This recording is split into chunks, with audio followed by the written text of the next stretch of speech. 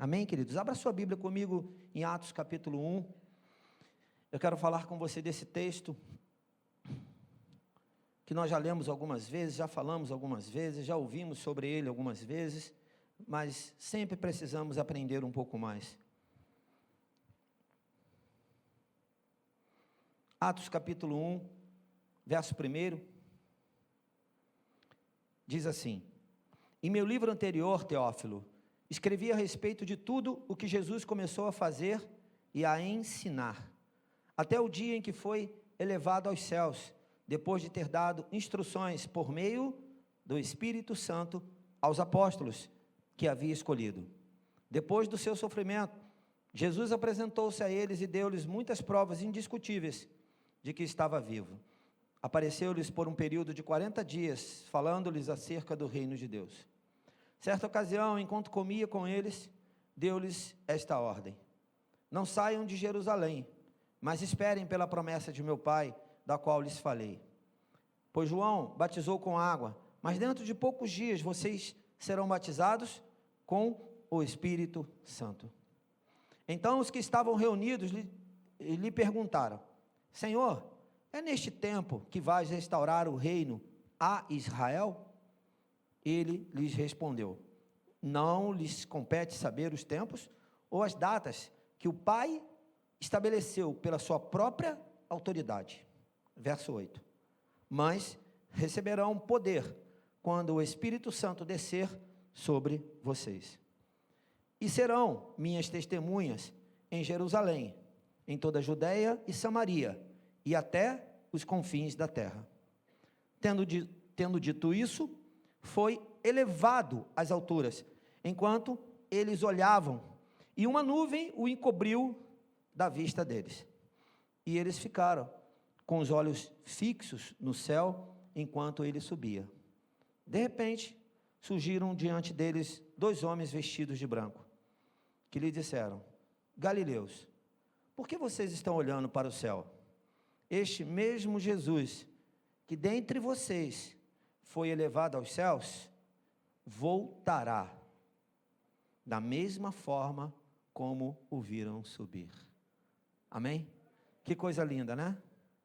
Que coisa linda. E dentro desse contexto, aqui no verso 11, fecha com essa maravilha, que é de que nós não precisamos ficar apavorados, porque o Jesus que subiu aos céus é o Jesus que voltará.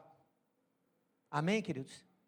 E isso nos desafia a uma vida de fé. Só pela fé que a gente consegue enxergar isso. Bem, deixa eu trazer aqui para você a introdução desse contexto. Eu queria dizer para você uma coisa: você não está só. Amém? O contexto que a gente quer trazer aqui é para iniciar dizendo para você que você não está só. Porque se a gente for entrar já nos detalhes aqui, existia uma promessa que foi relatada por Jesus. E essa promessa sinalizava que em algum momento aqueles que estavam ali seriam batizados com o Espírito Santo. Amém? Então, isso confirma exatamente o que foi escrito lá em João.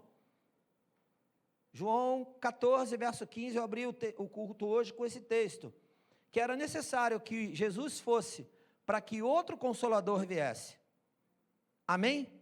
Se cumpriu. Nós já sabemos que se cumpriu. Mas vamos falar um pouco sobre essa história.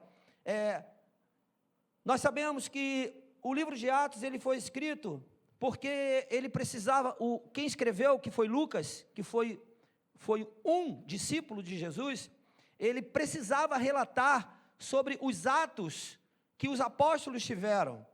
E uma das principais, vamos dizer assim, uma das principais evidências dos apóstolos, que fala até hoje, foi a iniciativa deles darem início à igreja, que nós chamamos hoje de igreja primitiva, mas que é a igreja que nós estamos hoje. Amém? A igreja que nós estamos plantados hoje.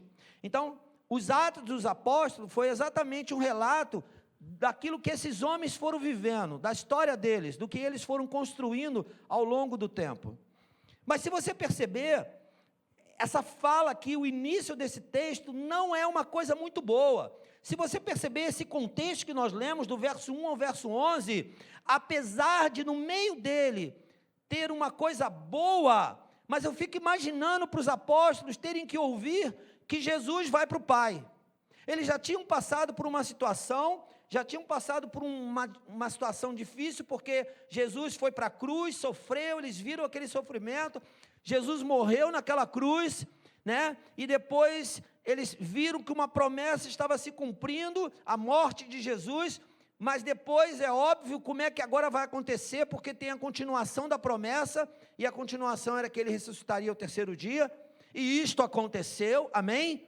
E esse momento aqui é exatamente o momento após a ressurreição, que ele agora, durante 40 dias, ele esteve com os discípulos, após a ressurreição.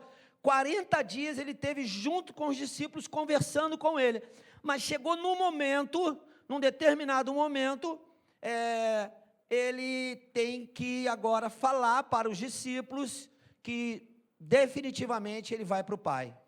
Porque se ele não fosse para o Pai, a promessa lá de João não poderia se cumprir. Então, uma promessa, ela é cumprida para que outra possa se cumprir. Posso ouvir um amém? As coisas não são desconectadas.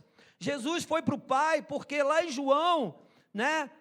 João disse que ele teria que ir para que o Consolador viesse, e agora estava chegando o momento. Então, em meio a esse relato, e aí eu quero destacar aqui o primeiro ponto aqui, em meio à subida de Jesus, que nós chamamos de ascensão, porque ele sobe, a Bíblia está dizendo aqui que ele sobe, que ele, diante daqueles homens, verso 9, tendo dito isso, foi elevado às alturas, enquanto eles olhavam. Vocês imaginem como foi esse quadro? Vocês imaginem para aqueles homens, os discípulos, que tinham uma dependência de Jesus. Jesus estava ali com eles. Nós dependemos de Jesus, amém? Mas nós dependemos de um Jesus que hoje é Espírito para nós, e pela fé nós cremos que Ele está ali, que Ele é Espírito e que Ele vive. Mas para eles era mais fácil crer, porque eles estavam vendo Jesus, vendo ali do dia a dia, os milagres, os sinais, os prodígios, né, os ensinamentos de Jesus. Jesus ensinava muito mais, o desejo de Jesus era muito mais ensinar do que fazer milagres. Era muito mais ensinar do que fazer milagres. Ele fez milagres porque o reino dele não existe nada que seja ruim, amém? E ele foi fazendo milagre e as pessoas foram sendo curadas. Mas a intenção de Jesus era sentar com os discípulos, sentar conosco e nos ensinar. Em meio a uma notícia de que agora eu vou para o Pai, Jesus para tudo e faz uma promessa.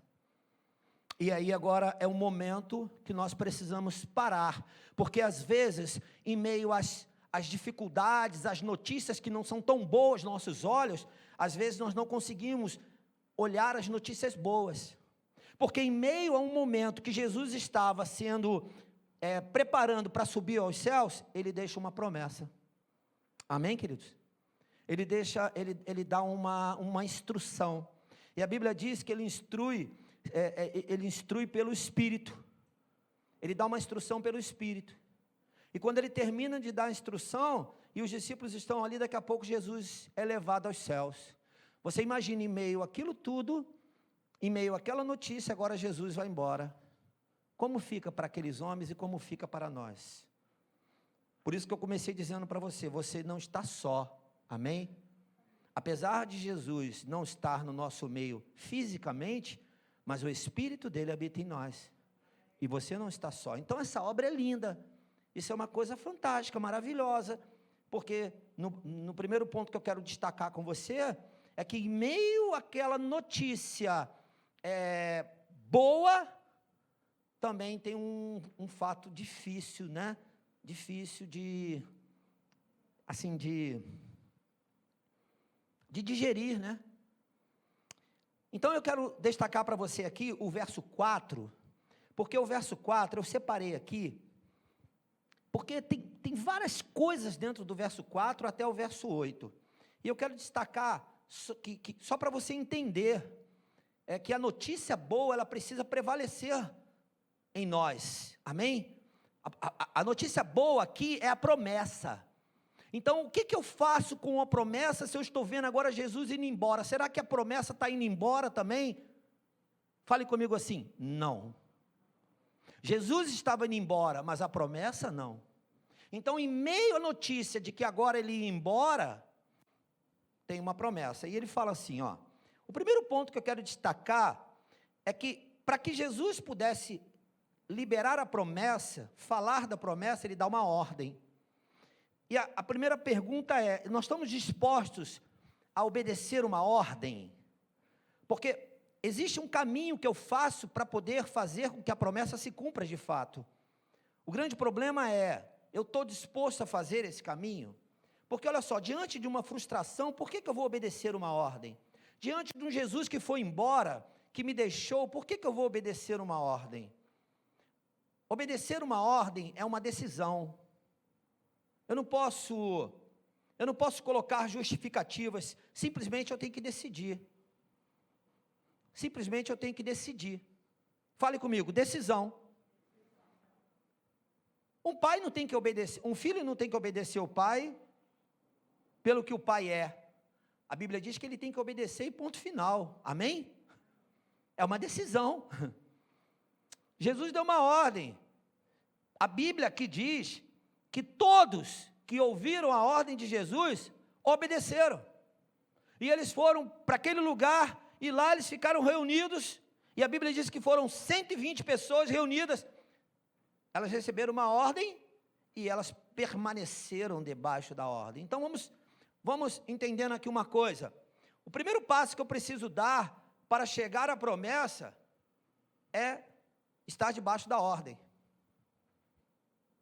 Você já ouviu uma frase que diz assim, Senhor, basta uma palavra sua? Isso é um complemento de um contexto bíblico, né? Então tem pessoas que pegam um texto isolado e falam, basta uma palavra do Senhor. Às vezes oramos sobre isso, falamos, profetizamos, mas é muito mais do que isso, porque Jesus deu uma ordem e ele era de fato quem ele era. Eu preciso, quando eu estou debaixo de uma ordem, eu preciso entender quem que me deu a ordem e ter a convicção de que essa pessoa que me deu a ordem tem muita autoridade para me dar a ordem e eu preciso obedecer a esta ordem. Amém? Por isso que o papel do líder é muito difícil e o papel do liderado também é muito difícil. Porque é natural que eu, como líder, preciso ser uma referência para o meu liderado. Porque muitas vezes o meu liderado vai medir a minha autoridade pelo meu exemplo, pelo que eu sou. Às vezes o discípulo ele não vai querer submeter a minha ordem, porque eu não sou uma pessoa que eu sou um bom exemplo. Mas eu sou líder, eu tô na liderança, mas eu não sou um bom exemplo. E aí eu dou uma ordem, e quando eu dou uma ordem, o discípulo pensa duas vezes. A minha pergunta é, Jesus era uma referência? Boa ou ruim? Maravilhosa, né? A melhor da terra. Então era fácil seguir Jesus. E quando não é? E quando eu te dou uma ordem e eu tenho um quê que você não gosta? Eu tenho alguma coisa que não é legal para você e para outros mais. Eu tenho uma referência que é negativa e isso traz um peso para você. Lembramos que Jesus, ele era 100% homem e 100% Deus. Aqueles homens podiam olhar para Jesus naquela hora como o Jesus homem, e não como o Jesus Messias, o Jesus que veio para salvar. E eles podiam olhar para Jesus e falar, e na cabeça deles encontrarem algum defeito em Jesus, e dizerem, não vou obedecer essa ordem. Mas Jesus não tinha falha, Jesus não falhou, Jesus não pecou, não errou, era fácil obedecer Jesus. Como que é nos dias de hoje para nós, quando estamos debaixo de uma ordem que passa pelo homem? Lembre-se de uma coisa, eu estou a caminho da promessa. Se eu abrir mão de obedecer a ordem, eu posso abrir mão de tomar posse da promessa. Está entendendo? A segunda coisa que tem aqui, também no verso 4, ele diz assim, certa ocasião, enquanto comia, ele deu-lhes esta ordem: não saiam de Jerusalém, mas esperem fale comigo, promessa. Então, a segunda coisa que eu quero destacar aqui nesse texto, é que Jesus está apontando para uma promessa. Ele está dizendo, eu estou te dando uma ordem, porque tem uma promessa. Então, queridos, fiquem tranquilos, fiquem em paz, porque sempre quando há uma ordem, isso é para te levar em algum lugar. Estou falando daquilo que é uma boa referência. Estou dizendo daquilo que é de Deus, ok? Uma ordem que é do maligno, uma ordem que vai te levar para o buraco, não vá. Mas uma ordem que é da parte de Deus, que você sabe que vai te levar para a promessa, então obedeça. E aí Jesus agora, ele primeiro dá uma ordem. Preste bem atenção nessa sequência. Ele primeiro dá uma ordem. Está escrito aqui, ó. Eu não estou inventando nada. Verso 4. Certa ocasião, enquanto comia com eles, deu-lhes esta ordem. E aí eles falam, pois não, chefe, pois não, Senhor, pois não, Jesus, pode dar a ordem. Eles não sabiam o que era a ordem. E aí ele deu a ordem. Não saiam de Jerusalém, mas esperem pela promessa. Então, sempre ligado a uma ordem, tem uma promessa. Pelo menos nesse contexto. Então, se eu não olho para a promessa como algo que é para mim, qualquer coisa vai me tirar do caminho. Qualquer coisa vai me fazer olhar para a direita ou para a esquerda. A terceira coisa que eu quero destacar é que no verso 6 e 7, aí eu vou dar continuidade aqui no texto. O verso 5, promessa de meu Pai, da qual lhes falei. No verso 5, pois João batizou com água, mas dentro de poucos dias vocês serão batizados com o Espírito Santo. E aí eles ficaram lá olhando para aquilo. E aí no verso 6, diz assim, então os que estavam reunidos ali, que receberam a ordem e a promessa, perguntaram, Senhor, é neste tempo que vais restaurar o reino? Fale comigo, a Israel. Eu quero reforçar isso para você, a Israel, porque não é o reino de Israel, é o reino a Israel. Na cabeça lá de Israel, eles tinham a ideia de que o reino deles era o único reino, era o reino do mundo, era o reino dos reinos, e eles queriam que o reino fosse restaurado a Israel, e todos submetessem a Israel. Fale comigo, Jesus veio para todos, amém? Ele não veio só para Israel.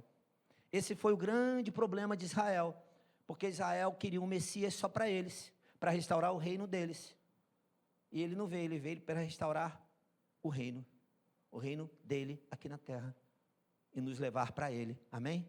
Não era só para os israelitas, era para os gentios, era para gente como nós, amém?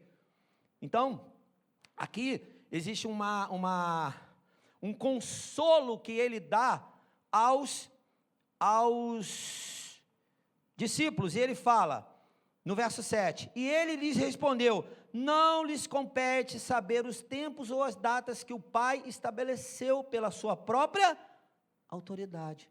Quando você confia no Pai, e o Pai que eles estavam falando ali é o Pai do céu, o Senhor que tinha toda a autoridade, aquele que eles conheciam através de Abraão, Isaac e Jacó, né? E agora através de Jesus Cristo, eles estavam tendo um entendimento de quem era esse Pai, né? A referência do Pai. Eles olham para aquilo e o texto aqui é muito claro, porque há um consolo no coração deles. Então tá bom, eu não preciso me preocupar, eu posso confiar no Pai, porque a promessa vai se cumprir. E eu quero te dizer nessa noite, descanse no Senhor, confia nele, porque a promessa vai se cumprir. Qual promessa, pastor? A do Espírito Santo já se cumpriu, nós sabemos disso, habita em mim e você o Espírito Santo. Mas a próxima é que Jesus voltará, amém? E essa nós estamos aguardando ainda, ela vai se cumprir, amém? Então a terceira coisa é que há um consolo aos discípulos. A quarta coisa, dentro desse primeiro ponto, é que, agora vamos lá para o verso 8, o verso 8 agora aqui, eu vou colocar 2 pontos para você aqui dentro. Diz assim, mas receberão poder. Então, eles sabiam que não era para se preocupar com data, mas aí Jesus diz para eles: vocês receberão poder quando o Espírito Santo descer sobre vocês. Aleluia, glória a Deus. Então, isso consola mais, conforta mais o coração deles e mostra o nome da promessa. A promessa agora tem nome. A promessa agora é o quê? A promessa agora não é só uma promessa, agora a promessa é: o Espírito Santo virá sobre vocês. Amém? A promessa agora tem nome. Então, se eu não obedeço a ordem, se eu não fico alerta quanto à promessa, se eu não permito o consolo do Senhor ao meu coração, eu posso ficar longe daquilo que de fato é a promessa. Porque quando eu já sei qual é a promessa, agora eu fico mais feliz.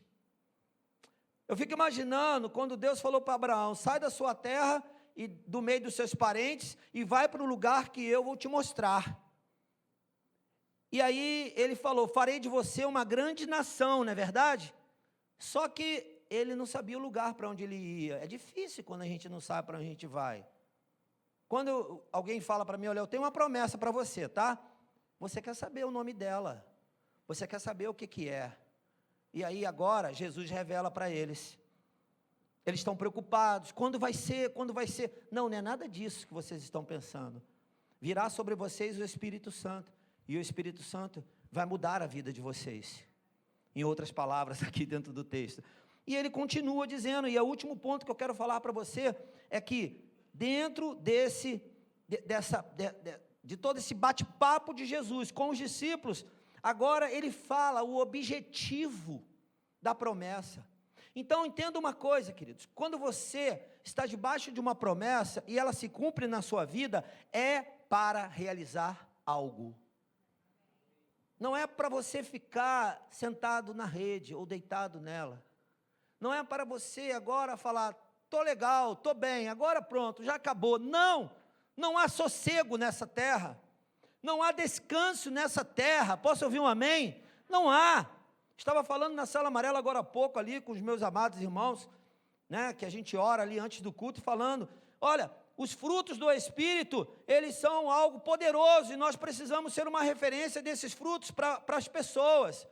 Então não há descanso, porque o tempo todo as pessoas vão estar olhando para mim e vão dizer: ele é crente, olha lá, ele é crente e ele tem que fazer diferente. Não é assim que funciona? É desse jeito que funciona. Então, por favor, não vacile. Não vacile, não vacile. Não cambaleie nem para a direita nem para a esquerda. Fique firme, porque você está sendo uma referência nessa sociedade de alguém que tem uma promessa na sua vida, que já se cumpriu, que é o Espírito Santo. Nós cantamos aqui: Jesus vive está, Jesus vive está, e eu preciso falar para as pessoas que Ele está vivo. Como é que eu vou falar se eu não sou uma boa referência? Se qualquer coisa me irrita, se qualquer coisa me faz falar um palavrão desses grandões, sabe? Eu não sei porque a palavra palavrão, mas eu acho que é porque é muito grande. E fica feio, sabe? Esses palavrões grandões que os crentes falam, eu sei que fala porque eu já ouvi, infelizmente. Eu estou falando para você de algo que eu já ouvi, da boca de crente, que falam, e é vergonhoso isso, e as pessoas olham e falam assim: eu não quero ser crente não, desse jeito. Eu não quero não, de maneira nenhuma. E aí passa a menininha e o cara... Você sabia que tem crente que olha para o rabo de saia de menininha? Só que ele só dá uma olhada, porque se der duas, espanta, né? Porque o mundano dá duas olhadas.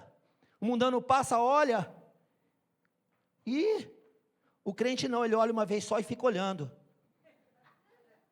É, porque não espanta tanto. Você acha que não, querido? Eu estou falando de coisa que eu vejo. De coisa que eu vejo. Nós, crentes em Cristo, precisamos ser exemplo. Nós temos dentro de nós algo que é poderoso, que se chama o Espírito Santo de Deus. É poderoso isso. Não pode sair da nossa boca palavras torpes. Não pode sair de nós olhares ilícitos, que contaminam as pessoas. Não pode. Não pode sair de nós raiva, fúria, não. E se sair, queridos, o sangue de Jesus te perdoa de todo pecado, mas você precisa se arrepender. Só que essas coisas, elas nos tiram exatamente da promessa. Ela nos compromete exatamente na promessa. É duro eu ter que falar isso às vezes, porque às vezes me deixa assustado. Mas Deus está tratando com a gente, né? Deus, eu acredito que pessoas que vão vivendo ainda uma vida dupla, não só no Espírito Santo, mas uma vida dupla, é uma coisa na igreja, outra coisa fora da igreja, é uma coisa em casa, fora de casa é outra coisa. Isso é muito complicado para nós que temos o Espírito Santo. Isso não pode, de maneira nenhuma, estar na vida do crente. Não pode estar na vida do crente. O crente precisa ser um exemplo. O crente precisa ser uma referência. Porque se nós vamos contar para o mundo que Jesus está vivo, nós precisamos ser um exemplo para esse mundo. Porque o mundo não está vivo, o mundo está morto. Então tem agora uma promessa, e agora tem um propósito. Fale comigo, propósito. Qual é o propósito? Para que eu recebi o poder do Espírito Santo na minha vida? Para que o Espírito Santo habita agora no meu corpo? Porque tem um propósito. E o propósito é eu falar para a Judéia, para Jerusalém, para Samaria, para os confins da terra, que Jesus está vivo. Amém? Fale comigo, a promessa se cumpriu. Atos capítulo 2, verso 1, vamos ler aqui. A promessa se cumpriu, Atos capítulo 2, verso 1. Chegando o dia de Pentecoste, o que é Pentecoste? Era uma festa que acontecia, que se chamava a festa das 7 semanas, e que contando de domingo ao último domingo das 7 semanas, davam 50 dias. Então é de 50, Pente é de 50 dias. Então, 50 dias após a ressurreição de Jesus, se cumpriu a promessa. Perceba uma coisa, durante 40 dias ele ficou com aquelas pessoas, com os discípulos, liberou a promessa, falou, deu a ordem, deu a promessa, falou qual seria a promessa, e foi para o Pai. Quando ele foi para o Pai, 10 dias depois, se cumpriu a promessa. Às vezes a gente não consegue esperar. Gente, foram só 10 dias. Você está entendendo o que eu estou dizendo? Às vezes você está aí aflito, você está aí triste, chateado, debaixo de uma promessa que não se cumpre. Fique firme, porque pode ser amanhã. Não vou nem dizer hoje, né? Mas pode ser amanhã. Amanhã pode se cumprir. Você imagina, aquelas pessoas ficaram ali, ó. Elas iam ficar quanto tempo? Na cabeça delas, quanto tempo elas iam ficar? Uma coisa elas sabiam, eu acredito. Elas não estavam preocupadas com a quantidade de dias. Elas estavam preocupadas em buscar o Senhor, em estar debaixo da ordem, e estar ansiosas esperando o cumprimento da promessa, não querendo antecipar, como os discípulos falaram ali para ele. Quando será? Quando será? Fiquem tranquilos, porque isso não cabe a vocês. No dia que tiver que ser, vai ser, amém? No dia que tiver que acontecer, vai acontecer. O cara fica solteiro, aí passa o tempo, aí dá 20 anos, dá 22 anos, dá 25 anos, aí o cara pega e tem que ser transferido. Aí ele é transferido de lugar, ele sai de um estado para o outro, aí vem para cá, para o Rio de Janeiro, por exemplo, e está aqui, e a idade está indo, daqui a pouco, a promessa começa a se cumprir na vida dele. E ele começa a se preparar, né? A promessa está se cumprindo na vida do irmão, que soube esperar. Ele não vai passar nem dos 30. Antes dos 30 vai se cumprir a promessa. E nós vamos estar felizes com isso. Eu costumo dizer para os solteiros e para as solteiras, você não precisa ficar buscando não. O que é teu está separado. Deus vai te dar. Está acabando a leva de solteiros aqui nessa igreja. Os solteiros estão casando. Não é verdade, Marcos? Estão casando. Estão ficando poucos solteiros. Os adolescentes estão crescendo, daqui a pouco também vão E a gente precisa trazer mais solteiros para a gente ver essa coisa bonita, que é a construção de um relacionamento e depois virar um casamento. Isso é bonito. Para a gente, é lindo a gente ver isso. Somente na igreja, as pessoas se juntando, né? E ali conversando, orando. E é muito melhor começar um namoro debaixo de oração do que debaixo de beijo. Não é verdade? Eu levei 3 meses para dar o primeiro beijo na minha esposa. 3 meses, não morri. Estou vivo até hoje. E agora eu já beijei muito depois de 26 anos, né? Aí já foram muitos beijos. Mas também já tem 26 anos, imagina se eu, né? 26 anos se passaram. Mas tem gente que às vezes é muito precipitada, é melhor orar do que beijar. Às vezes beijar não é bom. Eu quero concluir com você, porque o tempo está indo, e dizer para você que aquele que prometeu é fiel para cumprir a promessa. E aí aconteceu aqui em Pentecostes, estavam todos reunidos num só lugar, de repente veio do céu um som como de um vento muito forte, e encheu toda a casa na qual estavam assentados. Verso 3. E viram que parecia línguas de fogo que se separaram e pousaram sobre cada um deles. Todos, fale comigo assim, todos.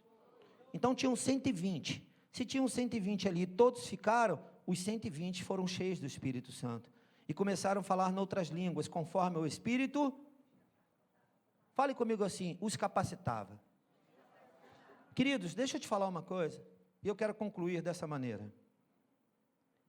Dizer para você que a promessa ela vai se cumprir, mas ela tem um objetivo em nossas vidas. Ela tem um propósito. O Espírito Santo, quando veio sobre esses homens, eles entenderam o propósito, que está aqui em Atos capítulo 1, verso 8. Eles entenderam que eles estavam recebendo o Espírito Santo para cumprir uma missão. Eles entenderam em Atos capítulo 2, do verso 42 ao 47, eles entenderam, olha só o que diz aqui, eles se dedicavam ao ensino dos apóstolos e à comunhão, ao partir do pão e às orações. Todos estavam cheios de temor e muitas maravilhas e sinais eram feitos pelos apóstolos. Os que criam mantinham-se unidos e tinham tudo em comum, vendendo suas propriedades e bens, distribuíam a cada um conforme a sua necessidade. Todos os dias continuavam a reunir-se no pátio do templo, partiam o pão em suas casas e juntos participavam das refeições com alegria e sinceridade de coração. Amém? Louvando a Deus e tendo a simpatia de todo o povo. E o Senhor lhes acrescentava diariamente os que iam sendo salvos. Tem um propósito. Tem um propósito. Eu quero pedir aos diáconos que tragam a ceia, por favor. Hoje tem ceia. E o propósito estava em repartir o pão. Eu quero ler com você um versículo, em João capítulo 6, verso 35. Então Jesus declarou, fale comigo, eu sou o pão da vida. Amém? Jesus declarou, ele falando, eu, Jesus, sou o pão da vida. Aqueles que vêm a mim nunca terá fome. Aquele que crê em mim nunca terá sede. Quando nós tomamos a ceia, por exemplo, e nós repartimos o pão, nós estamos repartindo a vida de Jesus. Amém? Quando esses homens saíram para cumprir o propósito, eles entendiam que o que eles tinham que fazer era levar o pão da vida. E o pão da vida era Jesus. Eles não tiveram dificuldade de fazer isso, porque eles experimentaram do pão. A minha pergunta nessa noite para você, uma delas é, você tem experimentado do pão da vida? Porque uma coisa é saber que Jesus é o pão, outra coisa é comer desse pão. Outra coisa é se alimentar desse pão. Pastor Ângelo hoje de manhã falou uma coisa aqui interessante, que é assim, eu confio, mas eu confio porque agora tem um médico especialista, o melhor do Brasil, que vai fazer a operação. Agora eu confio. E aonde está a minha confiança? Eu confio que aquele carro bem seguro, aquele carro vai me proteger de qualquer acidente. Agora eu confio. Mas não é essa confiança que nós temos que ter. A confiança que a gente tem que ter é em Jesus, amém? A questão é, eu conheço Jesus a ponto de ter a convicção de que eu confio nele. Eu só vou ter essa convicção se eu me alimento dele. Sabe aquela história de que alguém pergunta para você, você gosta de jiló? Aí você fala, não, gosto não. Mas já comeu jiló? Não, nunca comi não. Como é que não gosta de jiló se nunca comeu jiló? Então, para eu poder amar a Jesus e fazer a obra dele, cumprir o propósito dele, eu preciso conhecer Jesus, amém? Quando nós estivermos nessa noite repartindo o pão, eu quero que você entenda como um ato profético. Nós vamos repartir o pão, e você vai receber esse pão, como se você estivesse entregando esse pão para alguém. Você vai receber um pedaço de pão, ok? Está aqui. Mas você vai receber esse pedaço de pão, como se você estivesse entregando para alguém esse pedaço de pão. Porque o maior objetivo nosso como igreja é repartir o pão. E repartir o pão consiste em repartir a vida de Jesus que está em nós com alguém, amém? Esse é o propósito, não pode ser outro. Nós fazemos um monte de coisas, nós cantamos, nós ensaiamos, nós fazemos festa das crianças, fazemos festa, culto, congresso dos jovens, dos adolescentes, mas o objetivo principal da igreja é repartir o pão, que é Jesus. Se nós fizermos tudo e não repartirmos Jesus com as outras pessoas, de nada vale. É simples assim, não é complicado. A questão é, como que nós vamos fazer isso? Porque nós precisamos fazer, e isso está dentro de nós. Jesus está dentro de mim e de você, amém? Através do Espírito Santo. Preste atenção na obra do Espírito Santo que agora está em você. O Espírito Santo não precisa mais encher sua vida, ele já habita em você, amém? Preste atenção numa coisa, não fique pedindo para que o Espírito Santo encha a sua vida de poder, não, ele já está dentro de você. Se você não está dando fruto desse Espírito, é porque tem alguma coisa errada. Se você não consegue produzir os frutos desse Espírito, é porque esse Espírito Santo ele pode estar extinguido em você, mas ele é poderoso, amém? Eu não preciso dizer para os meus filhos que eu sou pai deles, eles sabem que eu sou pai deles e eles são meus filhos. Isso eu não preciso mais dizer para eles. O dia que eles nasceram, eles eram meus filhos. Eles descobriram um dia que eu era o pai deles, porque eles não tinham entendimento ainda. O dia que eu entendo o Espírito Santo dentro da minha vida muda. Amém, queridos? Esse é o poder da igreja. O poder da igreja não é vir assistir mais um culto. O poder da igreja é quando eu entendo o poder do Espírito Santo na minha vida. Isso muda a minha história, isso muda a minha fala, o meu pensamento, isso muda a minha forma de agir, a minha forma de falar. Eu começo a ser mais paciente, mais manso. Eu amo mais, eu sou mais bondoso. Isso está escrito em Gálatas capítulo 5, dito por um homem que matava cristãos. Ele começa a declarar os frutos do Espírito. Se nós temos o Espírito Santo, o mundo tem que mudar. Eu não estou exagerando. Porque quando os discípulos receberam o Espírito Santo, o mundo mudou. Você está entendendo o que eu estou dizendo? E para que a nova geração venha, para que os 80 anos aconteçam nesta igreja, nós vamos ter que ser os instrumentos do Espírito Santo para essa próxima geração. Por isso, não pode ter mancha em nós, não pode ter pecado em nós que comprometa a presença do Espírito Santo. Ele é muito poderoso, Ele é sério, Ele é uma pessoa, Ele é limpo. Amém?